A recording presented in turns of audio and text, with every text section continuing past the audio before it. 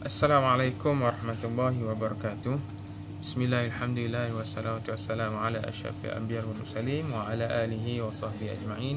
Apa khabar murid-murid 5 PP? Alhamdulillah kita bertemu dalam YouTube untuk kali ini.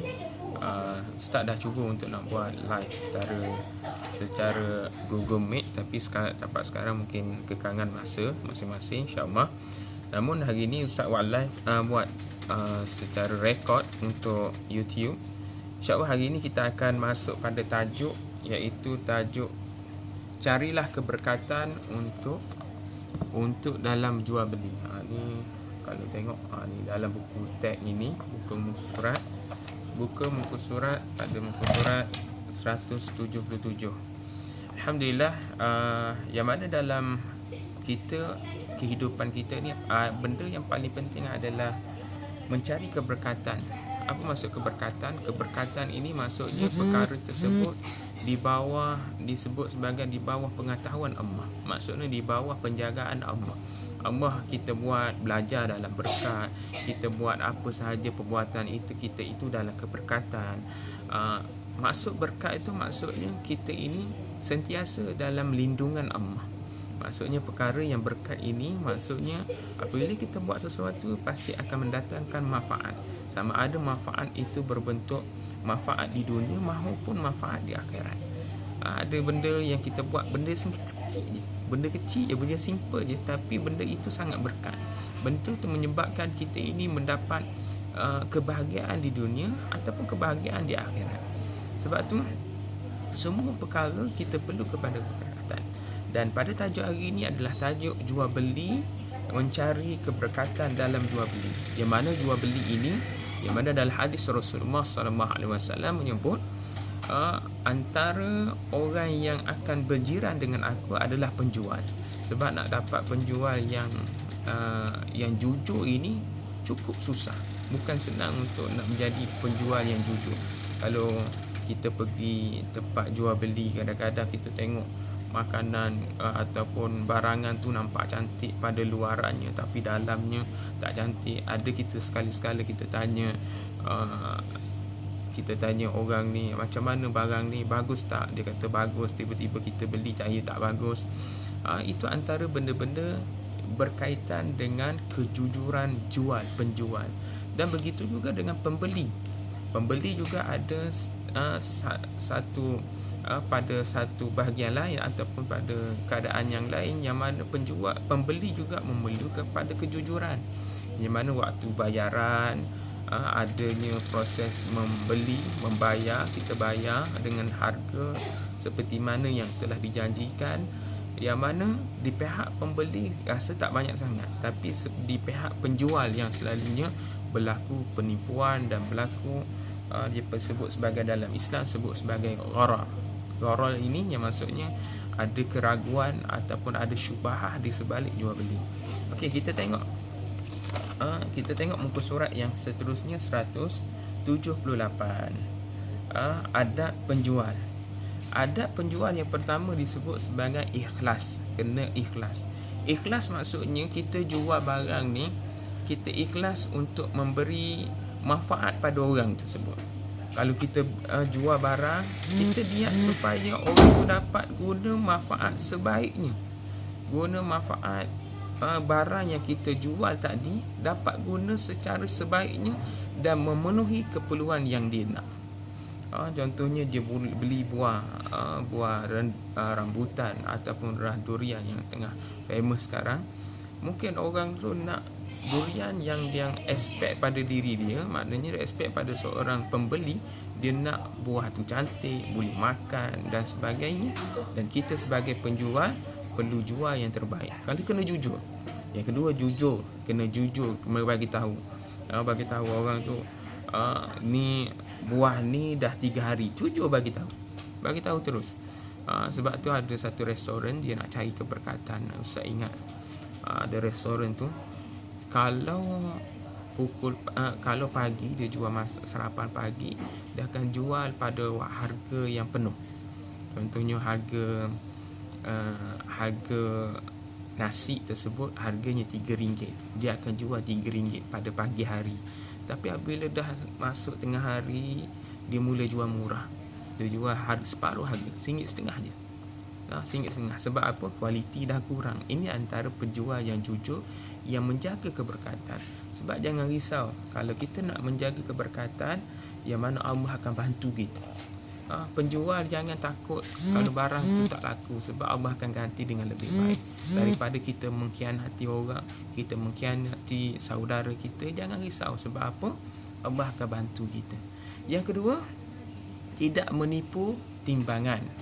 Tidak menipu timbangan kita. Timbangan suatu benda yang akan diazab, akan dihisap di akhirat nanti. Allah akan kira orang yang kurangkan timbangan dia. Sepatutnya 1 kilo tiba-tiba kurang 1 bunga, kalau ataupun 10 gram ataupun 100 gram, kita kurangkan sedikit, walaupun sedikit, Allah akan tanya, dan itu akan boleh menyebabkan kita masuk api neraka. Itu orang daripada penjual tersebut akan ditanya oleh Allah Subhanahu Wa Taala. Yang kedua, memberi layanan yang baik. Ini antara benda yang fail, selalu yang fail. Kadang-kadang benda yang fail di kalangan penjual. Apabila terutama orang tu dah laku sangat barang dia, itu antara benda yang fail, iaitu memberi layanan yang memuaskan.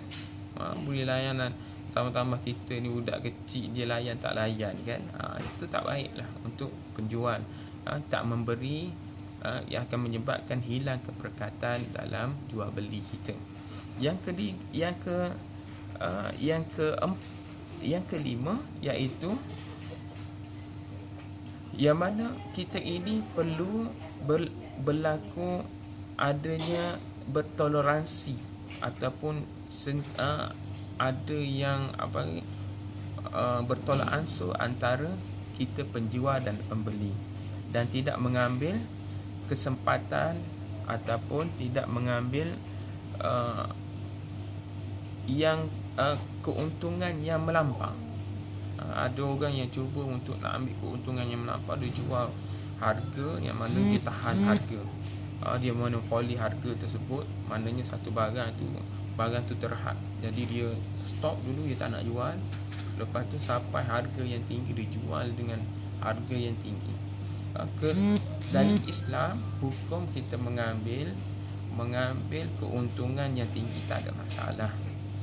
Harus kita ambil keuntungan, tetapi jangan terlalu melampau, kerana dia boleh menyebabkan hilang keberkatan. Sebab kita nak cari keberkatan kan, cari keberkatan ini yang mana mungkin orang yang sangat perlu pada barang tersebut, tapi kerana tak mampu untuk nak beli, tak mampu. Kita sebagai penjual, kita kena niat untuk nak bantu orang.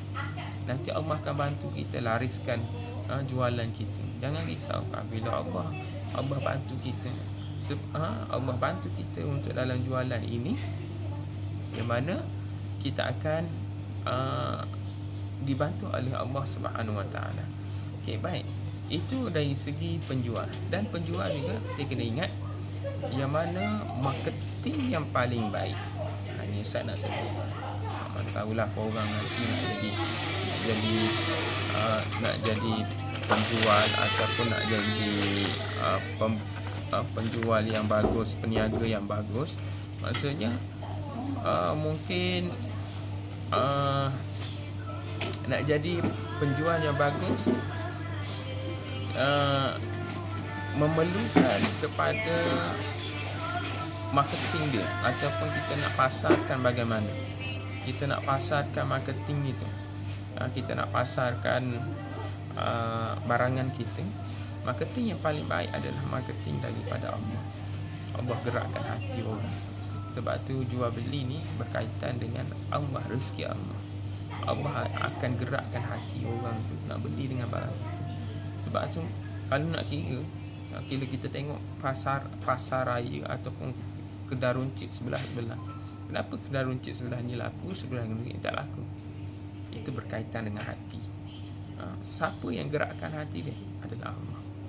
Sebab tu kita kena mohon, jangan kita ini ada penjual ni guna benda-benda khurafat, nak tarik supaya orang ni beli. Jadi benda tu tak perlu kita gunakan barang-barang khurafat tersebut, sebab benda-benda itu akan menyebabkan kita boleh jatuh syirik, hilang kita keberkatan dalam jualan beli kita. Kita cari harta ni bukan untuk apa nak menunjuk-nunjuk, tapi untuk kita memberi manfaat pada orang lain. Okey. Jadi hadirat yang dikasihi adik-adik yang Ustaz kasihi sekalian, yang seterusnya adab pembeli. Adab pembeli iaitu beli dengan berhemah. Beli dengan berhemah. Kita kena senaraikan apa yang perlu kita beli. Beli dengan jimat, sebab dalam Islam melarang kita buat pembaziran. Tak boleh buat pembaziran. Sebab membazir adalah ikhwatus syaitan, iaitu saudara bagi syaitan. Jadi kita tak boleh jual beli secara membeli secara boros, kerana dia boleh menyebabkan benda-benda yang boleh menyebabkan kita hilang keberkatan. Kita tengok barang yang berkat ataupun tidak. Kalau adik-adik tengok, kalau kita beli secara tomak, kadang-kadang kita tak mampu makan. Kita beli makanan terlalu banyak.